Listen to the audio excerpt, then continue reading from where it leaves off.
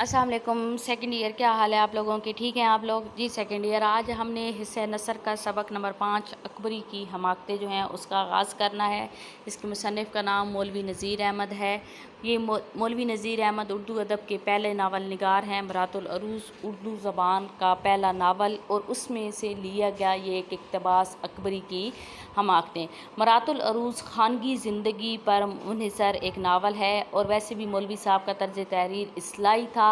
گھریلو اور خانگی امور کو اس طرح سے بیان کرتے کہ خامیوں کو بیان کرنے کے ساتھ ساتھ اصلاح کا پہلو بھی نکالتے تھے۔ اس ناول میں بھی 2 بہنوں کی زندگی کو بیان کیا گیا ہے، ایک اکبری ہے ایک عسکری ہے، لیکن ہم نے جو ابھی پڑھنا ہے وہ اکبری کے حوالے سے پڑھنا ہے کہ اکبری کی کیا شخصیت تھی، کس طریقے سے اس نے اپنے پھوڑ پن اور اپنے یہ جو کہہ لو کہ جذباتی مزاج کی وجہ سے اپنا سب کچھ جو ہے وہ گوا دیا ہے۔ اکبری کی کہانی ہے کہ اکبری کو نانی نے نہایت لاڈ پیار سے پالا ہوتا ہے، اور اسی لاڈ پیار کی وجہ سے وہ نہایت بگڑی ہوئی بد مزاج لڑکی ہوتی ہے۔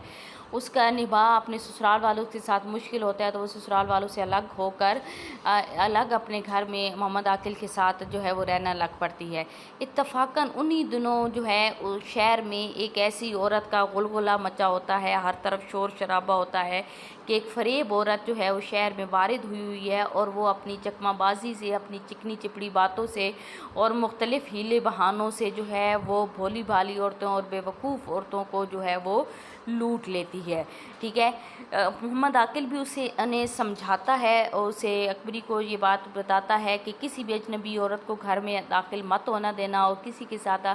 زیادہ گھلنے ملنے اور اس کے ساتھ محبت و التفات رکھنے کی ضرورت نہیں ہے، کیونکہ جو ہے وہ یہاں پر فریب عورتوں کا بہت زیادہ شور شرابہ آج کل سننے کو مل رہا ہے۔ لیکن اکبری اس کی بات پر کوئی خاص کان جو ہے وہ نہیں دھرتی۔ انہی دنوں میں جو ہے محلے میں اس جو فریب عورت کی آمد ہوتی ہے، اور وہ کیا کرتی ہے کہ آتے ہوئے محلے کی مختلف عورتوں کو اکٹھا کر لیتی ہے اور کچھ اشیاء بھی خرید و فروخت کے لیے اپنے ساتھ لاتی ہے، جس میں سے مدینہ منورہ کی کھجوریں ہوتی ہیں، زمزمیاں ہوتی ہیں، کوئی طور کا سرما ہوتا ہے، نادے علی ہوتا ہے، پنج سورہ جو ہے، چاروں کل، یہ ایسی کچھ چیزیں جو ہوتی ہیں، کچھ روحانی چیزیں اور کچھ تبرکات ساتھ لیے پھرتی ہے، اور ان اپنی چکنی چپڑی باتوں سے جو ہے وہ عورتوں کو اپنا گرویدہ بناتی ہے۔ اس کو حجن کے نام سے جو ہے اس کو جو ہے وہ جانتا جاتا ہے۔ جب حجن کو دیکھتی ہے اکبری، تو اکبری بھی اسے اپنی ملازمہ کو کہہ کر اسے اپنے گھر میں بلوا لیتی ہے۔ حجن پہلی نظر میں دیکھ لیتی ہے کہ یہ عورت انتہائی بے وقوف ہے، اور اس کے ساتھ وہ انتہائی محبت و التفات سے باتیں کرتی ہے، باتوں میں سارے حالات اس سے معلوم کر لیتی ہے، تو وہ کیسے اپنے میاں کے ساتھ الگ رہ جاتی ہے۔ کچھ اسے یہ بھی تسلی ہو جاتی ہے کہ اس کے آگے پیچھے کوئی نہیں ہے، میاں اپنے کام پر ہوتا ہے تو میں آسانی سے اس کو لوٹ سکتی ہوں۔ مزاج دار بھی اپنا سارا حال بیان کر دیتی ہے، ایسی بے تکلفی کی باتیں کرتی ہے کہ اپنا جز و کل سب بیان کر دیتی ہے، اور اس سے کچھ ساز و سامان خریدتی ہے، خوب جو ہے خود کو خوب بنا سنوار کر اس کے سامنے پیش کرتی ہے، اور وہ جو ہے جی ماں بیٹی جیسا ایک تعلق جو ہے ان دونوں کے درمیان جو ہے وہ بن جاتا ہے۔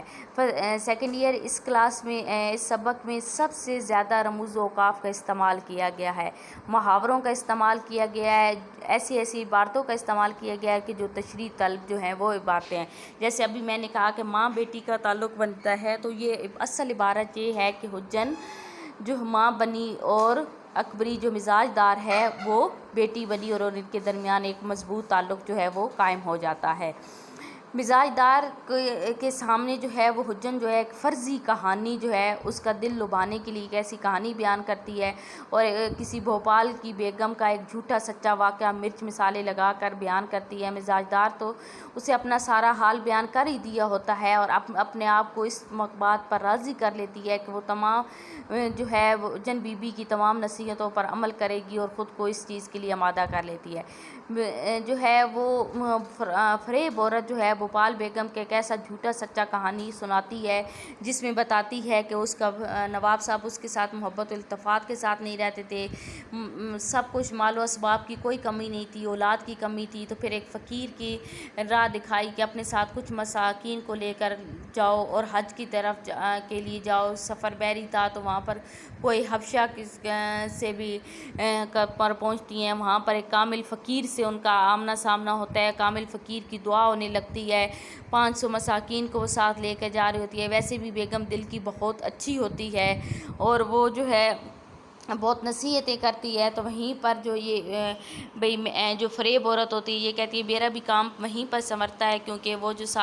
فقیر ہوتا ہے وہ اسے بھی کامل دعا دیتا ہے، اور پھر اب اس کی چیزوں میں بھی بڑی برکت اور یہ ساری چیزیں ہیں، ٹھیک ہے۔ فقیر کی دعا کا اثر یہ بھی بیان ہوتا ہے کہ جب بیگم حج سے واپس آتی ہے تو نواب صاحب بچھے بچھے جاتے ہیں اور خوب چاہ اور لگاوٹ کا اس کے ساتھ اظہار کرتے ہیں۔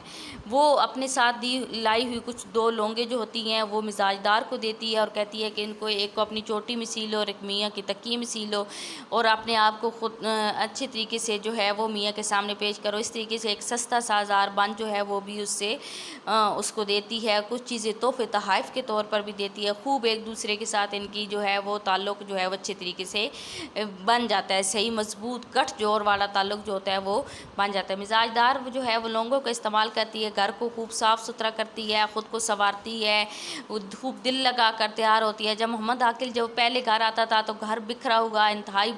بد مزاجی سے اس کی گفتگو، اس کا رویہ، تو آج جب یہ بدلا رویہ دیکھتا ہے، گھر کا یہ نقشہ بدلا ہوا دیکھتا ہے تو وہ بھی اپنی بیوی کے بدلے ہوئے مزاج کے مطابق اس کے ساتھ محبت سے باتیں کرنے لگتا ہے۔ یہ تو سیکنڈ ایئر وہ تھا، یوں کہہ لو کہ ایک پلیٹ فارم تھا، ایک ٹریلر تھا اس سٹوری کا جو میں نے آپ لوگوں کو سارا بیان کر دیا ہے۔ اب اس سے آگے ہم جیسے جیسے کہانی پڑھیں گے آپ کو پتہ چلے گا کہ کس طریقے سے پھر وہ جو ہے وہ آہستہ آہستہ